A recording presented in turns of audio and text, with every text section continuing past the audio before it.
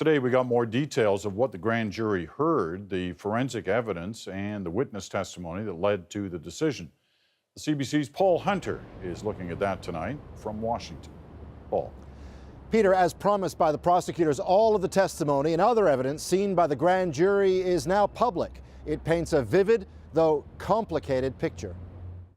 These photos shown to the grand jury underline again the violence of that night. Bullet holes in the police truck with blood stains there too, and of course as well out on the road.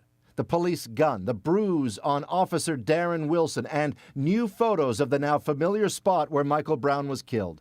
But the evidence to the jurors goes well beyond that. About the fight at the truck, Wilson described Brown as looking like a demon, sized like Hulk Hogan. He feared the next punch could be fatal. Wilson said Brown grappled for that police gun, and forensic evidence shows Brown's DNA is indeed on it. Wilson then fired the gun. Brown's hand was grazed. That's his blood on the door.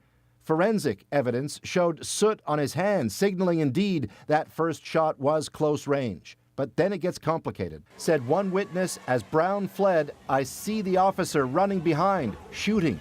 Said another, he did not take off running after Michael. And the autopsy shows bullet entry wounds only on Brown's front side. After Brown turned to face Wilson, said one witness, "I never seen him put his hands up." But said another, he was defenseless.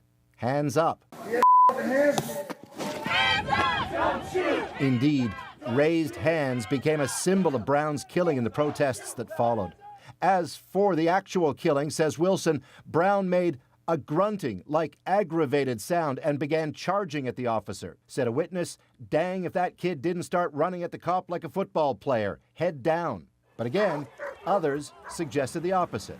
Many say they heard Wilson shout, "Stop," said one at least 3 times, but Brown didn't. Wilson shot him dead.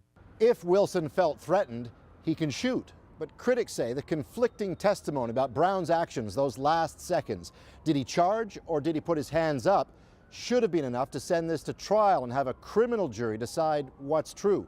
The grand jury clearly decided not necessary. Peter. Paul Hunter in Washington tonight. Thanks, Paul.